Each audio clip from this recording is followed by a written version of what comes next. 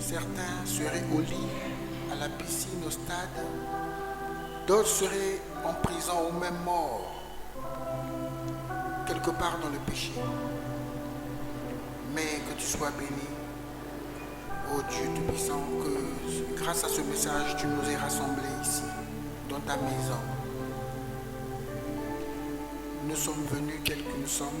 Nous prions que notre Dieu, tu ne nous regardes pas selon ta justice, mais selon ta miséricorde. Que tu pardonnes nos péchés, tu nous pardonnes à cause de nos péchés, de nos fautes, de nos erreurs. Et qu'au travers de ta parole, tu ouvres nos yeux, tu ouvres l'entendement de nos cœurs, afin que nous voyions comme tu veux que nous voyions, que nous écoutions comme tu veux que nous écoutions, et que nous soyons ce que tu veux que nous soyons. Seigneur notre Dieu, nous te prions de prendre la prééminence de cette réunion. Bénis-nous, visite-nous, car nous sommes réunis, rassemblés en ton nom, toi le ressuscité, toi le vivant, au milieu de nous. Seigneur, nous ne te remercions pas seulement pour nous, mais nous te remercions aussi pour les autres chrétiens qui sont réunis quelque part dans une église semblable à celle-ci, ou dans une église beaucoup plus confortable que celle-là, ou même dans un hangar, qu'importe, mais là où sont nos bien-aimés, nos frères et sœurs, nous prions que tu les bénisses, comme tu vas nous bénir, que tu les visites, que tu ne les manques pas, que tu nous mettes tous au diapason, pour qu'au moment M, au jour J, à l'heure H, au temps T, que tous nous puissions partir. Seigneur notre Dieu, aide-nous. Nous écoutons ta parole qui est une prophétie. Et certaines choses nous font peur, mais nous croyons que Dieu, tu nous accorderas la grâce de traverser les moments qui arrivent. Prépare-nous maintenant comme tu l'avais fait pour Élie. Donne-nous de manger encore, de boire encore, d'avoir la force. Éloigne la distraction et tout ce qui est inutile. Nous comptons sur toi, car ce que tu as connu, tu les as appelés, tu les as glorifiés, tu les as justifiés, Seigneur Jésus-Christ, et tu ne perdras aucune de tes brebis. Ainsi, nous ne comptons que sur toi. Mets-moi de côté et saisis-toi aussi de l'interprète et parle au travers de ton serviteur comme l'homme des un micro. Le micro ne dit rien, ne fait rien, et tout vient de l'homme. Qu'il en soit exactement la même chose ce jour. Que tout ce qui est moi soit discipliné, se taise, et que tout ce qui est de toi sorte et soit entendu. Donne-nous l'amour, la compréhension, ô Dieu, ô Père éternel. Donne-nous la bonne volonté, un cœur bien disposé, un bon cœur, afin que nous puissions, ô Dieu, bénéficier du bon trésor, du bon cœur. Béni Béni soit l'Éternel notre Dieu, au siècle des siècles, au nom du Seigneur Jésus-Christ. Encore merci pour le privilège que nous avons de nous réunir, de nous rassembler aujourd'hui. Et pendant que nous avons ces occasions, Père éternel Dieu, nous voulons toujours te remercier et te dire vraiment que rien ne rate, qu'aucune miette ne tombe, que nous mangions tout ce qui est la parole. Béni sois-tu de toute éternité. Merci pour le soutien que tu nous as accordé durant la semaine. Merci, oh Dieu, pour les cas de maladie où nous sommes en train de sortir, oh Dieu, de la situation difficile. Et pour notre frère Basiloa qui est en ce moment à l'hôpital, puisses-tu, Seigneur Jésus, poser ta main sur lui et, oh Dieu, l'arracher à la mort, l'arracher, oh Dieu Tout-Puissant, à la colère du diable. Car notre frère a pris de grandes décisions de mettre sa vie en ordre. Et le diable s'est vraiment levé. Mais tu as dit que s'il se levait comme un fleuve, toi tu lèves l'étendard. Accomplis ta parole, rattrape notre frère, délivre-le, ramène-le, soutiens son épouse, prends soin des enfants. Et que l'on sache que notre Dieu est le Dieu vivant. Il est le Dieu fort. Et rien ne peut arriver sans qu'il ne l'ait permis. Souviens-toi de la petite Lady Queen, aussi souffrante. Éternel Dieu, arrache-la, ô Dieu, de cette maladie. Seigneur Jésus-Christ, nous ne comptons que sur toi, car tu es l'Éternel notre Dieu, qui nous guérit de toute maladie. Merci d'avance. Merci, parce que, ô Dieu, tu as dit, si vous demandez au Père tout ce que vous demandez, croyez que vous l'avez reçu et vous le verrez s'accomplir. Qu'il en soit ainsi au nom du Seigneur Jésus-Christ. Amen. Amen. Je vous salue dans le nom du Seigneur Jésus-Christ.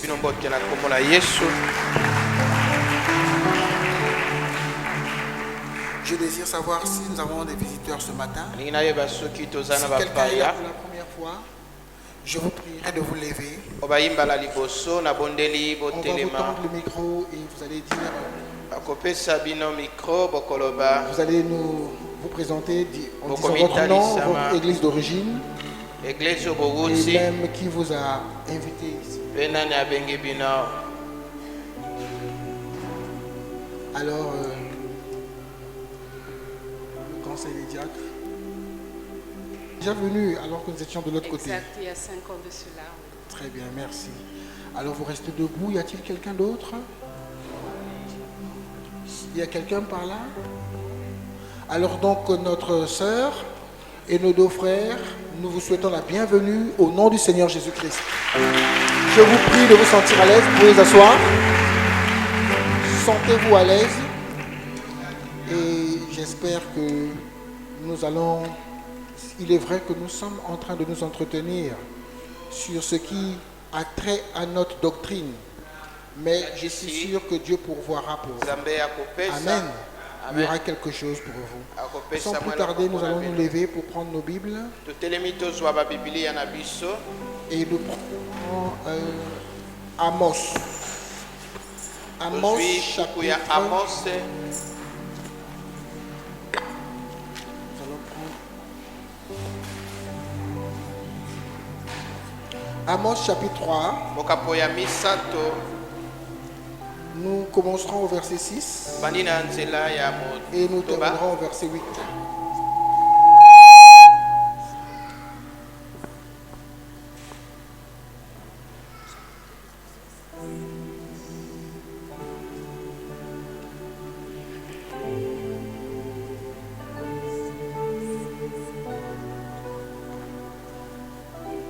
Amos, chapitre 3,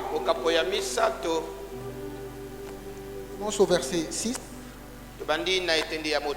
Sonne-t-on de la ville sans que le peuple soit dans l'épouvante? Est-il un malheur dans une ville sans que l'Éternel en soit l'auteur? Car le Seigneur, l'Éternel, ne fait rien sans avoir révélé son secret à ses serviteurs, les prophètes. Le lion rugit, qui ne serait effrayé? Le Seigneur l'Éternel parle. Qui ne prophétiserait? Que le Seigneur ajoute des bénédictions à la lecture de sa parole. Nous avons passé une semaine excellente d'un point de vue spirituel, n'est-ce pas? Je crois que nous avons été bénis. Dieu nous aide à nous positionner, à nous fixer. Et je suis en train de... J'ai commencé un travail et j'ai transmis le travail à Frère Fouti, qui fait office de secrétaire du pasteur dans l'église, afin que tout cela soit mis par écrit et que cela bénéficie vraiment pour l'église. Amen. Amen. Et ce travail vise à voir ce que Dieu fait pour l'église, et ça permet aussi de voir la position de l'église aujourd'hui. Amen. Et je suis sûr qu'aujourd'hui l'église est en train d'avancer. Je remercie le Seigneur pour cela. Nous ne faisons pas du surplace. Amen. Et pendant que nous avançons, Dieu est en train de nous positionner, de nous placer. Et dans cette étude-là, je pourrais dire que l'église est dans la zone de Canaan. Sommes-nous vers Cades Barnea? Sommes-nous à Canaan? Sommes-nous en train d'être positionnés? Alléluia. Parce que c'est à Canaan que les enfants d'Israël étaient positionnés. Celui-ci savait que lui il serait vers la mer. Celui-là savait qu'il serait à côté du Jourdain. Et ainsi de suite. Et tout ce qui est écrit dans la Bible, c'était de l'ombre. Alléluia. La réalité c'est maintenant. Amen. Et Canaan typifie aussi le baptême du Saint-Esprit. Une écriture peut avoir plusieurs significats. Amen. Alors donc il y a eu beaucoup de préoccupations. Déjà, pendant que je prêche, j'étais en train d'attirer l'attention de l'église sur un certain vent qui souffle. Qui soufflait déjà. Mais le vent est devenu très proche maintenant. Et chez nous, ça a commencé à bouger. En sorte qu'il y a même des gens qui tombent déjà. Amen. Et c'est pourquoi j'ai voulu ne plus prendre ça comme une part. Ah, que Dieu vous bénisse, sœur Huguette. Que Dieu soit béni. Bébé, ça va? Que Dieu soit béni. Donc, là maintenant, je ne veux pas, dans un sermon, prendre un brin, dire quelque chose là. Mais je suis en train de me focaliser.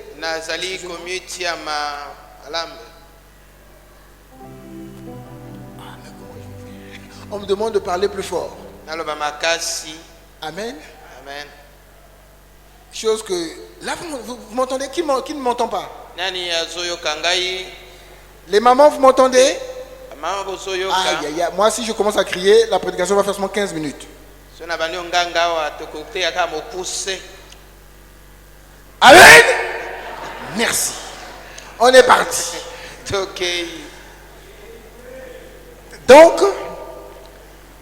Donc je disais que ici je dois me focaliser. Je dois maintenant entrer là.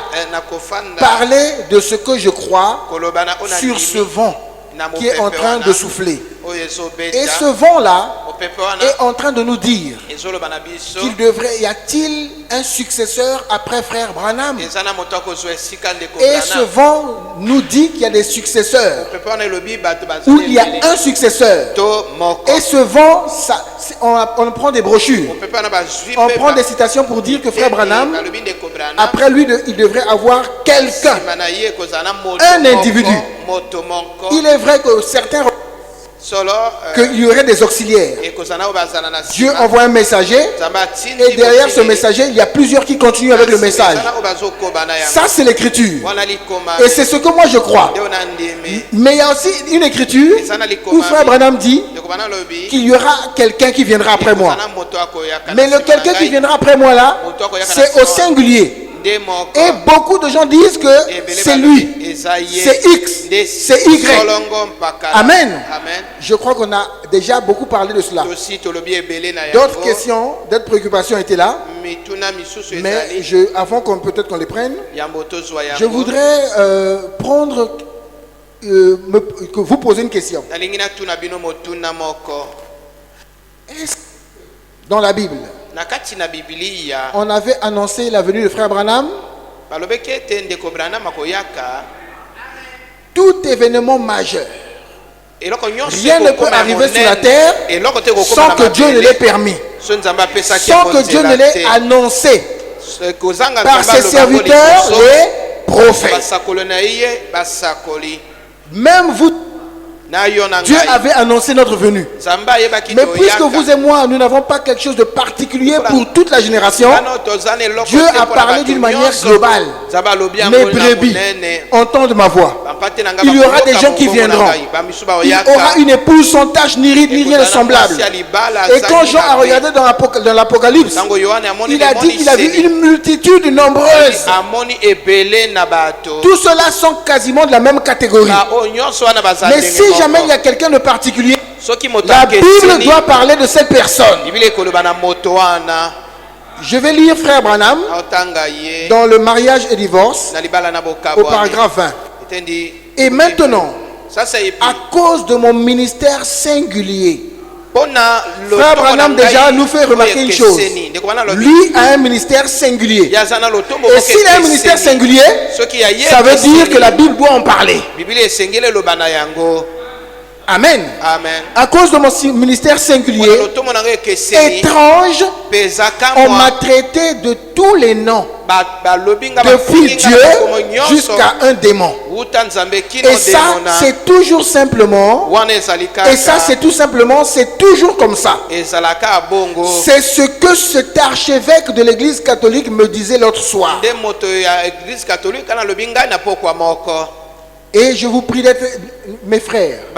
S'il y a une chose que Dieu n'aime pas, c'est l'imitation. Et frère Branham a prêché l'imitation du christianisme. Et notre Dieu n'est pas un homme. Autant le ciel est au-dessus de la terre, autant ses pensées sont au-dessus de notre. Vous et moi, tout ce que l'homme fait, c'est en série. Parce que l'homme n'est pas capable de faire la même chose. Je voulais dire que techniquement l'homme en fait en série, donc c'est la même chose, n'est-ce pas? Mais Dieu, pour montrer qu'il est différent, il n'a jamais fait deux personnes pareilles depuis que la terre existe. Vous m'entendez? Même les gens qui se ressemblent, même les jumeaux, vous verrez quelque part, il y a une petite différence. Il ne peut pas, il n'y a pas deux Abraham. Pourtant, il y a eu beaucoup de croyants depuis Abraham. Mais personne n'a eu la foi d'Abraham. Personne n'a eu les épreuves d'Abraham. Il n'y a pas deux Job. Et ainsi de suite. Il n'y aura jamais deux Olivier. Et si vous voyez quelqu'un qui est comme moi, là c'est l'imitation. Et qui a l'esprit d'imiter? C'est Satan. Satan imite toujours. Il ne sait rien faire par lui-même. Or Dieu est toujours dans l'original. Vous êtes avec moi à l'église? Et là, un archevêque cause avec frère Branham. Et cet archevêque catholique était inspiré. Exactement comme le sacrificateur au temps de Jésus était inspiré de tendre à Jésus le rouleau. Vous êtes avec moi? Et ça arrive aussi dans la vie de frère Branham. Et si aujourd'hui un prêtre venait ici, parce que c'est un prêtre, je vais lui dire venez. Attention, il ne faut pas que j'imite. Vous êtes avec moi? Parce que vous me connaissez. Si ce prêtre là a son chapeau là, moi je ne peux pas le laisser venir ici. Parce qu'il n'est pas autorisé de venir dans la maison de Dieu avec un chapeau. C'est un manque de respect pour Dieu. Et même Même s'il le faut, on le lui dira depuis le portail. On dira vous êtes cardinal, prêtre, ainsi on respecte. Vous serez assis à une place de serviteur de Dieu. Mais par rapport à la Bible que nous croyons, vous devez enlever votre chapeau.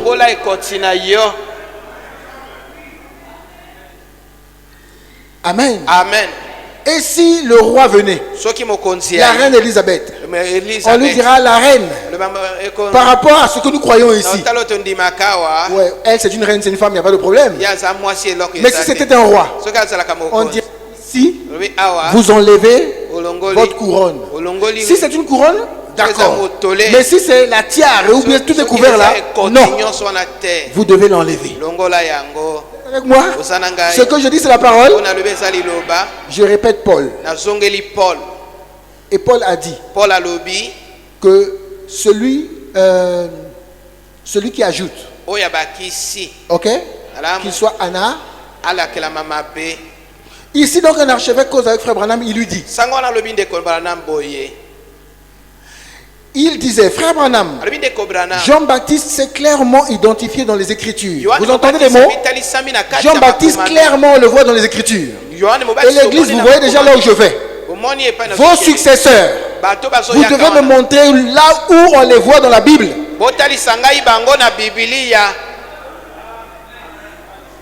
Si c'est quelqu'un qui a un travail pour tout un âge, il faut qu'on le voie dans la Bible. Et moi, je vais vous prouver tout à l'heure que tous ceux qui avaient un travail qui concernait le monde, je vais montrer ça dans la Bible.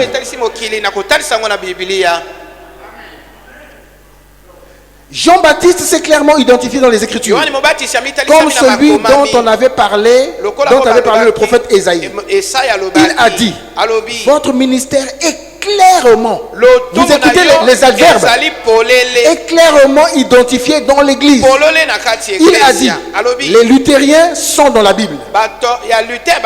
Ça c'est un prêtre catholique qui parle de ça. Il a dit, les luthériens ont reconnu Luther. Les Wesleyens reconnaissent Wesley. Mais les pentecôtistes, eux. Oh, Frère Branham a été envoyé à qui? Il a dit, ils sont errants. Ils ne savent pas où aller. Mais vous reconnaissez qui Dieu vous a envoyé? Pour notre âge, Dieu a envoyé quelqu'un. Pour cette église, Dieu a envoyé quelqu'un. Aujourd'hui, j'ai dit oui, monsieur. J'apprécie cela. Amen. Amen. Et comme il y a des noms qui sortent, aujourd'hui frère Joseph Branham, aujourd'hui frère Baruti Kasongo, qui sont des serviteurs de Dieu. J'insiste pour que cette église ça entre dans vos têtes. Croyez que ce sont des hommes de Dieu. Ils font le travail de Dieu. Mais la question pour nous, pourquoi les gens disent que c'est frère Joseph Branham qui est le successeur de frère Branham? Pourquoi les gens disent que c'est frère Baruti qui est le successeur? Ou frère Coleman? Ou frère Franck? Peut-être qu'il y a des gens qui considèrent même frère Green, frère Perry Green comme successeur. Alléluia. Alléluia. Mais ceux qui parlent de frère Green, est-ce que frère Green est encore vivant? Maintenant qui continue après lui. Ceux qui parlaient de frère Coleman, frère Coleman est-il encore vivant? Mais qui est successeur après? Alors, vous êtes avec moi? Quand vous prenez quelque chose, si vous n'êtes pas dans les Écritures, Dieu va vous confondre. Vous êtes avec moi? Alors, je lisais. Je liais encore frère Branham. Donc, Jésus-Christ est le même hier, aujourd'hui, éternellement. Au paragraphe 73, prêché le 16 janvier 55 le soir. Nous croyons au prophète Branham. Je lis frère Branham. Et quand je lis frère Branham, je suis en train de répéter les bandes. Vous m'entendez? Je suis en train de répéter. Bon, dans les églises de réveil, ils viennent, ils lisent la Bible et ils prêchent. Alléluia. Amen. Frère Branham a dit répétez les bandes.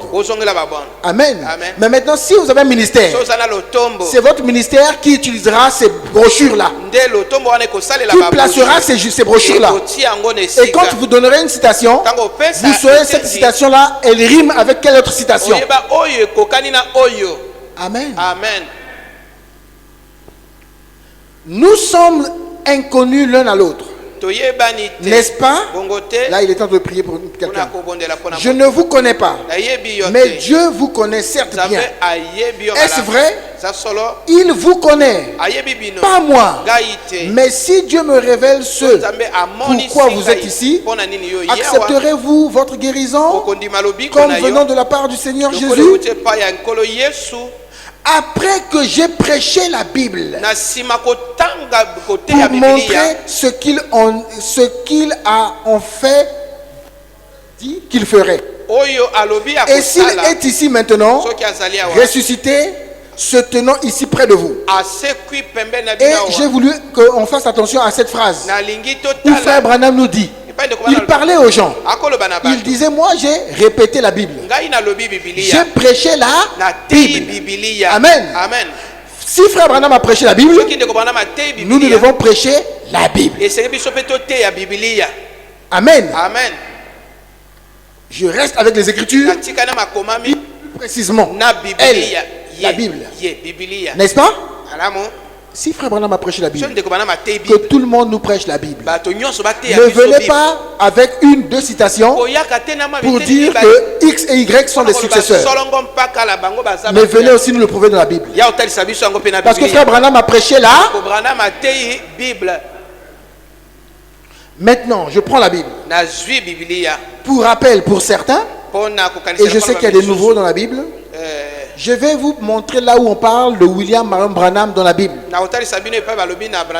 Je prends Malachie. Malachie au chapitre 4. Il est écrit. Et pendant que je lis ça, combien se souviennent la première fois que j'ai prêché à l'église? Le sermon que j'avais prêché, c'était en 2012. Combien? 2012.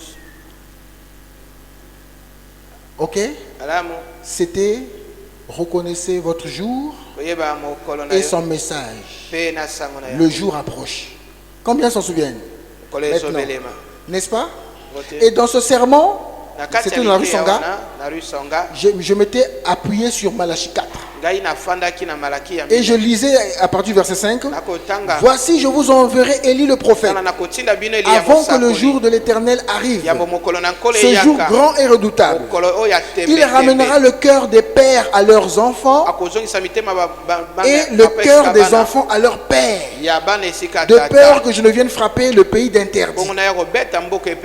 Or, quand je le lisais ce jour-là, j'expliquais que dans le verset 6 là, il y a deux époques éloignées qui s'accomplissent. Le cœur des pères à leurs enfants, ça concerne Jean le Baptiste.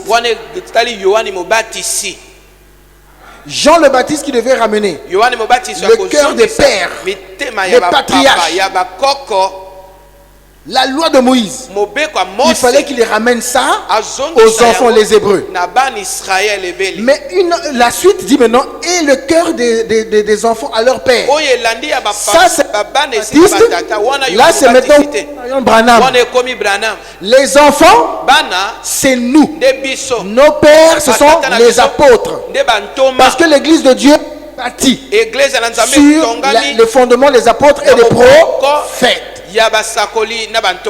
Un seul verset, mais qui parle de deux époques différentes. Qui parle de Jean-Baptiste et d'Élie et de Branham. Et même Jésus lui-même, lorsqu'on lui pose la question par les apôtres, il dit, il est vrai que Élie doit venir. Il est vrai que Élie viendra. Nous avons été à l'école simple concerne les événements futurs.